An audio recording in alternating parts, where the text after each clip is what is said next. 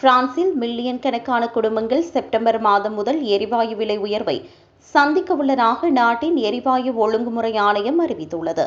எரிவாயு ஒழுங்குமுறை ஆணையம் அமைப்பின் மாதாந்த குறிப்பு விலை வட் வரி உட்பட செப்டம்பர் மாதத்தில் 1 மெகாவாட் மணி நேரத்திற்கு 172.05 யூரோவாக உயரும் என்று தெரிவிக்கப்பட்டுள்ளது.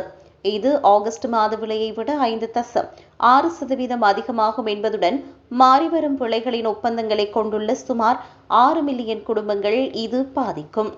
மாறிவரும் விலை ஒப்பந்தங்களை கொண்ட சுமார் 60% குடியிருப்பு எரிவாயு சந்தாதாரர்கள் இதனால் பாதிக்கப்படுவார்கள் என்றாலும் நிலையான விலை ஒப்பந்தங்களை கொண்ட குடும்பங்களுக்கு எந்த பாதிப்பும் இருக்காது. மொத்த விற்பனை சந்தையில் எரிவாயு விலை உயர்ந்ததே இந்த திடீர் விலை உயர்வுக்கு முக்கிய காரணம் என்று எரிவாயு ஒழுங்குமுறை ஆணையம் தெரிவித்துள்ளது. மத்திய கிழக்கு நாடுகளில் நிலவி வரும் மோதல்கள் மற்றும் ஹார்மோஸ் நீரிணையில் ஏற்பட்ட இடையூறுகள் போன்ற காரணங்களால் இந்த ஆண்டு எரிவாயு விலை கணிசமாக உயர்ந்துள்ளது.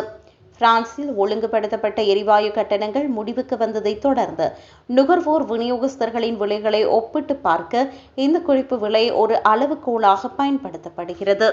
இது ஒரு வழிகாட்டி விலை மட்டுமே என்பதால் விநியோகஸ்தர்கள் தங்களது சொந்த விலைகளை நிர்ணயிக்க சுதந்திரம் கொண்டுள்ளனர். இதனால் நுகர்வோர் செலுத்தும் தொகை ஒப்பந்தங்களை பொறுத்து மாறுபடும்.